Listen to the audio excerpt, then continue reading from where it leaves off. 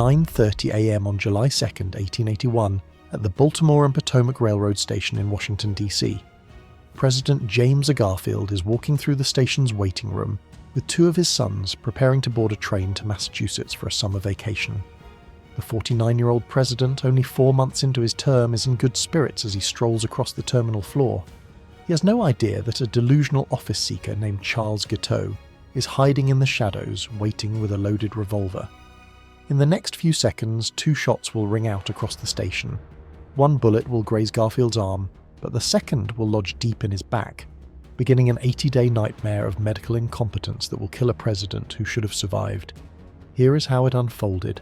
By the time this video is published, over 140 years have passed since that July morning in Washington. But the Garfield assassination remains one of the most tragic and preventable deaths in American presidential history. A story not of a fatal gunshot, but of how arrogance, ignorance, and the rejection of modern medical science turned a survivable wound into a death sentence. It's a sweltering summer morning in the nation's capital. Washington, D.C. in July is notoriously hot and humid, and 1881 is no exception. President Garfield is looking forward to escaping the heat with a trip to his alma mater, Williams College in Massachusetts, where he'll deliver the commencement address. From there, he plans to vacation with his family in New Jersey. Garfield's presidency has been tumultuous from the start. Elected as a compromise candidate at the 1880 Republican National Convention, he never actually sought the office. A 9-term congressman and Civil War hero, Garfield called the presidency a bleak mountain, knowing it would be a difficult and lonely position that he wasn't certain he wanted to climb. The challenges of Garfield's presidency stem largely from the spoils system, the practice of rewarding political supporters with government jobs regardless of their qualifications. Every day, hundreds of office seekers descend on the White House, demanding appointments, favours, and positions. They can simply walk in and petition the president directly, creating chaos and consuming hours of Garfield's time with their relentless demands. Among these office seekers is Charles Julius Guiteau, a 39-year-old drifter who embodies failure in its purest form. Born in Illinois in 1841, Guiteau has spent his adult life lurching from one disaster to another. He tried practicing law but proved incompetent. He attempted to become an evangelist but couldn't hold an audience. He even joined a free love commune in upstate New York, where the women nicknamed him Charles Get Out because of his unwanted advances and unpleasant personality. Guiteau is delusional and grandiose, convinced of his own importance despite a lifetime of evidence to the contrary. When Garfield won the presidency, Guiteau somehow convinced himself that a poorly written political speech he had composed, which was never actually delivered, was responsible for the Republican victory. As payment for this imaginary contribution, Guiteau believes he deserves to be appointed US Minister to France. Day after day throughout the spring of 1881, Guiteau haunts the White House, pestering officials and demanding his appointment. He even manages to meet President Garfield once, though the president politely dismisses his absurd request. Secretary of State James G. Blaine eventually orders Guiteau to stop coming to the State Department, calling him a nuisance. But Guiteau's rejection triggers something dark in his unstable mind. By early June, he has convinced himself that he's received a divine message from God. He must kill President Garfield. In Guiteau's twisted logic, removing Garfield will unite the Republican Party and save the country. He believes he will be celebrated as a hero, perhaps even nominated for president himself in 1884. Take a look at what happened in the weeks before the assassination. Guiteau begins stalking President Garfield, following him to church and learning his schedule. He purchases a British Bulldog revolver with a distinctive ivory handle, because he wants it to look impressive when it's displayed in a museum after his inevitable fame. Guiteau practices shooting at the riverbank outside Washington, though he's never been much of a marksman. He visits the District of Columbia jail to inspect his future accommodations, assuming he'll be temporarily housed there before his hero's welcome. He even writes a rambling letter explaining his actions, which he plans to deliver to the press immediately after the shooting. The letter reads in part, "The President's tragic death was a sad necessity, but it will unite the Republican Party and save the Republic. I had no ill will toward the President. His death was a political necessity." This is July 2nd, 1881, exactly 16 years after the end of the Civil War, and only 16 years since Abraham Lincoln's assassination. Despite Lincoln's murder, there is still no Secret Service protection for presidents. Garfield moves about Washington with minimal security, making him an easy target for anyone determined to do him harm. Garfield is scheduled to depart Washington at 9:30 a.m. from the Baltimore and Potomac Railroad Station, located at the corner of 6th Street and Constitution Avenue. The station is a grand Victorian structure with a large waiting room where passengers gather before boarding trains. This morning, the station is crowded with travellers preparing for their holiday weekend trips. Guiteau arrives at the station early that morning. In a bizarre display of vanity, he pays a bootblack to shine his shoes because he wants to look presentable when he's arrested. He positions himself in a shadowy alcove near the ladies' waiting room, his loaded revolver concealed in his pocket, waiting for the president to arrive. At approximately 9:20 a.m., President Garfield's carriage pulls up to the station. He's accompanied by two of his sons, James and Harry, along with Secretary of State James Blaine. The president is in excellent spirits, chatting amiably with Blaine as they walk through the station's main entrance. Robert Todd Lincoln, son of the martyred president and now Garfield's Secretary of War, is also present at the station. Lincoln has the unfortunate distinction of being connected to 3 of the 4 presidential assassinations in American history. Present at his father's deathbed in 1865, witnessing Garfield's shooting in 1881, and standing near William McKinley when he was shot in 1901. Garfield and Blaine walk arm in arm across the waiting room floor, heading toward the track where their train is being prepared. They're deep in conversation about the upcoming trip, completely unaware of the danger lurking nearby. There are no bodyguards, no security sweeps, no protective measures of any kind. At 9:30 a.m., as Garfield takes just a few steps into the waiting room, Charles Guiteau emerges from the shadows and raises his revolver. From a distance of less than 6 feet, he fires 2 shots in rapid succession. The first bullet grazes Garfield's right arm, tearing through his jacket sleeve but causing only a superficial wound. The second bullet strikes him in the back, about 4 inches to the right of his spine, at approximately the level of his 11th and 12th ribs. The bullet penetrates about 4 inches into Garfield's back, fracturing a rib and lodging somewhere in the muscle and tissue of his lower back. Garfield staggers forward, his face going pale with shock. "My God! What is this?" he cries out as he collapses to the floor. Secretary Blaine catches him and helps lower him gently to the ground. As pandemonium erupts in the station, Guiteau immediately tries to flee towards 6th Street, but he's tackled by Patrick Kearney, a Washington police officer who happened to be at the station. As officers drag Guiteau away, he shouts, "I did it and will go to jail for it. I'm a stalwart and Arthur will be president." The reference to stalwart indicates Guiteau's delusional belief that he's acting on behalf of the stalwart faction of the Republican Party, which opposed Garfield's presidency. Chester Arthur, Garfield's vice president, is a stalwart, and Guiteau apparently believes Arthur will thank him for the assassination. Take a look at what happened in the crucial first minutes after the shooting. The bullet wound itself is not immediately fatal. The shot missed Garfield's spine by about 3 inches and hit no vital organs. The bullet lodged in the muscles of his lower back, where it could potentially remain harmlessly for years or be safely removed by competent surgeons. But in 1881, American medical practice is trapped in a dangerous limbo between old and new knowledge. In Europe, British surgeon Joseph Lister has pioneered the use of antiseptic techniques based on Louis Pasteur's germ theory, the revolutionary understanding that invisible microorganisms cause infection and disease. Lister's methods include sterilizing surgical instruments, cleaning wounds with carbolic acid, and maintaining sterile environments during procedures. However, American doctors almost universally reject Lister's theories. They subscribe instead to the miasma theory, the belief that diseases are caused by bad air or noxious vapors, not by germs.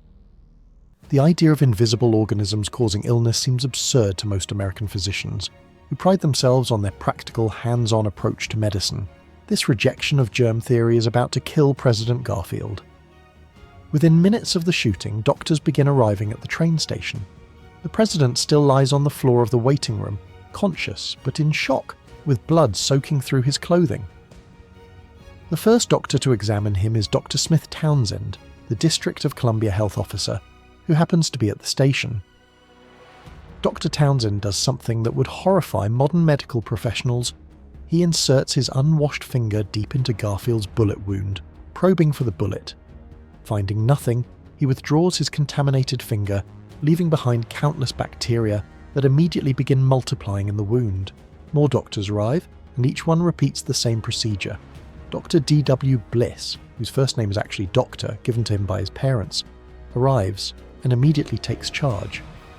Bliss is a prominent Washington physician who had treated wounded soldiers during the Civil War, giving him a reputation for handling gunshot wounds. But Bliss's Civil War experience is actually a liability. During the war, when wounded men were lying in muddy fields by the thousands, sterile technique was impossible and often unnecessary. Soldiers either survived their wounds or quickly died from them. Bliss learned to stick his fingers directly into wounds to assess damage, a practice he continues to use in 1881.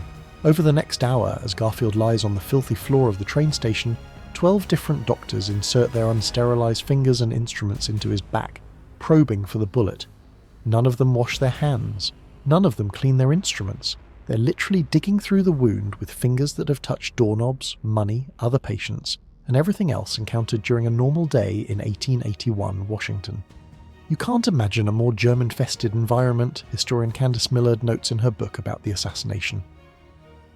The train station floor is covered with dirt, tobacco juice, and the filth tracked in by thousands of travellers. Garfield is lying in this contamination while doctors dig into his open wound with dirty hands. Finally, Garfield is moved to a mattress and then transported back to the White House by ambulance. But the damage has already been done.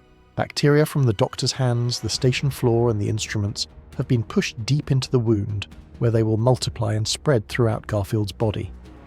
Dr. Bliss immediately establishes himself as the president's primary physician and refuses to allow any other doctor to provide a second opinion. Bliss is uniquely arrogant and ambitious. He sees treating the president as his path to fame and fortune. He will not tolerate any suggestion that his methods might be wrong or that consultation with other physicians might be beneficial. The first critical error is Bliss's insistence on finding and removing the bullet. In reality, the bullet poses no immediate threat where it lodged in Garfield's back muscles. Many Civil War veterans lived for decades with bullets embedded in their bodies, but Bliss believes the bullet must be found and extracted, leading to repeated probing of the wound that introduces more infection with each examination. Over the following days and weeks, Bliss and his approved team of doctors continue to insert their unwashed hands and unsterilised instruments into Garfield's wound. Each examination pushes bacteria deeper into the president's body, creating abscesses and spreading infection through his tissues. Garfield's condition begins a slow, agonising decline. Fever racks his body as infection spreads. Abscesses form along the path of the bullet and where doctors have probed. His appetite disappears, and he begins losing weight rapidly. The White House becomes a hospital ward, with doctors constantly attending the suffering president. Making matters worse is the brutal Washington summer. The city is built on a swamp, and July and August bring stifling heat and humidity. The White House lacks air conditioning, and Garfield swelters in his sick room despite efforts to cool the air with primitive fans and ice. The heat exacerbates his suffering and accelerates the growth of bacteria in his infected wounds. The American public follows Garfield's deteriorating condition through daily bulletins posted outside the White House. Prayer vigils are held in churches across the nation. People who had barely heard of James Garfield before the shooting now anxiously await news of his survival. The president's courage and stoicism in the face of terrible suffering win him the affection of millions. First Lady Lucretia Garfield, who had been seriously ill herself just weeks before the shooting, maintains constant vigil at her husband's bedside. Their children visit regularly, trying to remain cheerful while watching their father waste away. The emotional toll on the family is immense. By late July, Garfield has lost significant weight and is barely able to keep down food. Doctors feed him rich meals, steaks, eggs, brandy, that his damaged digestive system cannot process. He vomits repeatedly, losing even more weight and strength. His weight plummets from 210 pounds to barely 130 pounds, leaving him skeletal and weak. Dr. Bliss remains convinced that finding the bullet is the key to saving Garfield's life. In desperation, he calls upon Alexander Graham Bell, the famous inventor of the telephone. Bell has recently developed a primitive metal detector, an electrical device that produces a humming sound when brought near metal objects. Bell arrives at the White House with his invention, hoping it can locate the bullet without further painful probing. On July 26th, Bell conducts his examination of the president, slowly moving the device over Garfield's body while listening for the telltale hum that indicates metal. But the examination is doomed from the start. Unbeknownst to Bell, Garfield is lying on a bed with metal springs, a rare luxury at the time when most beds used rope or straw supports. The metal bed frame interferes with the detector, causing it to hum constantly regardless of where Bell positions it. Even worse, Dr. Bliss has publicly declared that the bullet is lodged in the right side of Garfield's back, and he only allows Bell to examine that area. In reality, the bullet has travelled to the left side of Garfield's body, but Bliss refuses to consider that he might be wrong. Bell's invention might have worked if he'd been allowed to examine the entire body, but Bliss's arrogance prevents this. It's just one of the incredible dangers of ambition, historian Millard observes. He did not want to be proven wrong. Throughout August, Garfield continues to deteriorate.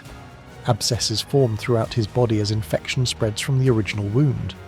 One abscess grows so large that it extends from his wound all the way to his groin, a massive pocket of pus and infected tissue caused entirely by bacterial contamination. Doctors drain the abscesses by making new incisions, but they use the same unwashed hands and unsterilised instruments, creating new pathways for infection. It's a vicious cycle of contamination that continues to poison Garfield's body. The president suffers terrible pain but rarely complains. He maintains his sense of humour and his concern for others, asking about the wounded at the train station and apologising for the trouble he's causing his doctors. His grace under suffering impresses everyone who attends him. By early September, it's clear that Garfield cannot survive much longer in the stifling Washington heat. Doctors suggest moving him to the New Jersey shore, where ocean breezes might provide relief from the heat and allow him to rest more comfortably. A special train is prepared, with tracks laid directly to the front door of a seaside cottage in Elberon, New Jersey. On September 6th, Garfield is transported by train to the coast. The journey is carefully orchestrated, with the train moving slowly to minimise jarring. Thousands of people line the route, watching in silence as the presidential train passes. Many are weeping, sensing that they're witnessing the president's final journey. At the cottage in Elberon, Garfield is placed in a room with windows opening onto the ocean. He seems briefly improved by the cooler air and the sound of waves. He can see the sea from his bed and tells his doctors he feels more comfortable than he has in weeks. But the improvement is temporary. The infection has spread too far, the damage too extensive. Garfield's body is riddled with abscesses, his digestive system has virtually shut down, and he's starving despite the rich foods he's being fed. His heart is weakening from the strain of fighting massive systemic infection. On the evening of September 19th, 1881, Garfield suddenly feels severe chest pain. This pain, he tells his doctors, clutching at his chest. A massive abscess near his heart has ruptured, flooding his chest cavity with infection. At 10:35 p.m., 79 days after being shot in the train station, President James A. Garfield dies. His last words are reportedly, "My work is done." The autopsy reveals the full extent of the medical catastrophe. The bullet itself had done minimal damage, lodging harmlessly in the muscles of Garfield's back. But the track of infection created by the doctor's probing extends from the wound down to Garfield's groin and up toward his heart. Massive abscesses fill his body cavity. His organs are failing from sepsis. Most significantly, the autopsy confirms that Dr. Bliss was wrong about the bullet's location. It had travelled to the left side of Garfield's body, not the right, as Bliss had insisted. If Bell had been allowed to examine the left side, his metal detector might have worked. If doctors had simply left the wound alone instead of repeatedly probing it, Garfield almost certainly would have survived. President Garfield didn't have to die, medical historian Dr. Jeffrey Resnick states flatly. President Garfield died because of what his doctors did and what they didn't do. Charles Guiteau, in prison since the shooting, follows news of Garfield's death with detached interest. He fully expects to be celebrated as a hero who saved the Republican Party. When he's charged with murder, he's genuinely confused and angry. "I admit I shot him," Guiteau insists, "but his doctors killed him." As insane as Guiteau is, his statement is medically accurate. The gunshot wound was survivable, the medical treatment was not. Guiteau's trial begins on November 14th, 1881, and becomes a media circus. The defendant acts as his own attorney part of the time, delivering rambling speeches about politics, religion, and his divine mission. He claims insanity. arguing that God directed him to kill Garfield and therefore he cannot be held responsible.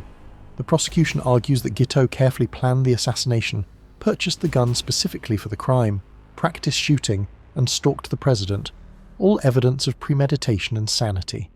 The jury deliberates for just over an hour before finding Guiteau guilty of murder. Throughout the trial and afterward, Guiteau maintains his delusion that he will eventually be celebrated. He writes letters to newspapers predicting his acquittance and future fame. He composes a poem about his execution, which he recites on the gallows. Only at the very end, as the noose is placed around his neck on June 30th, 1882, does reality seem to penetrate his delusion. "I'm going to the Lordy," Guiteau says on the gallows. "I am so glad." Then he recites his poem, "I am going to the Lordy, I am so glad. I am going to the Lordy, I am so glad." The trapdoor opens and Charles Guiteau drops to his death, finally receiving the attention he craved. But as a convicted murderer, not a hero, the assassination of James Garfield and its aftermath produced several significant changes in American society and government. Most immediately, the tragedy accelerated the acceptance of antiseptic medical techniques in the United States. The obvious connection between the doctor's unsanitary practices and Garfield's death could not be ignored.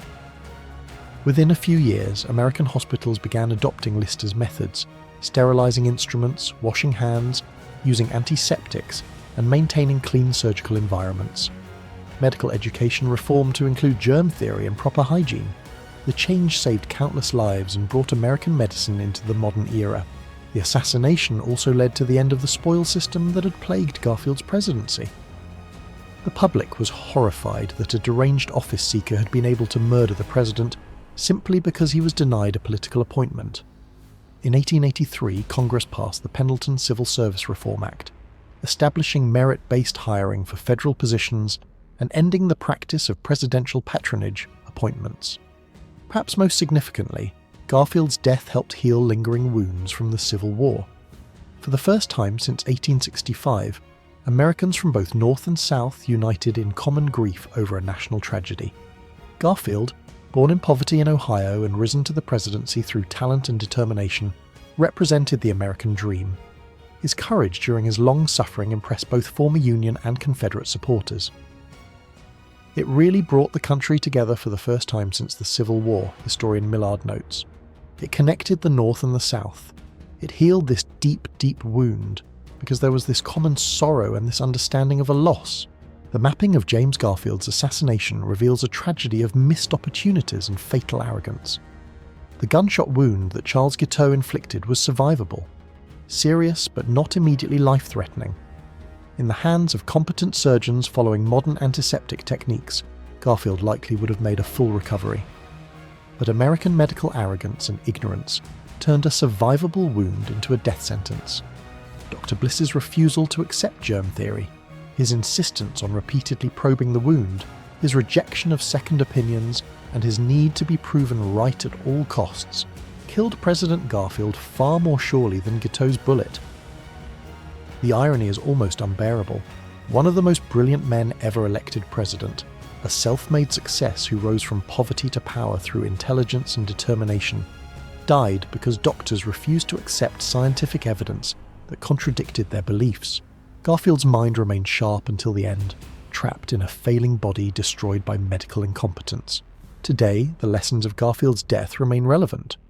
The importance of evidence-based medicine, the dangers of professional arrogance, and the need for physicians to update their knowledge based on scientific advances all trace back to the tragedy of 1881. James Garfield's death was senseless, but it helped save countless future lives by forcing American medicine to join the modern world. The image of Garfield suffering stoically for 80 days while incompetent doctors slowly killed him stands as a reminder that good intentions and confidence are no substitute for scientific knowledge and humility.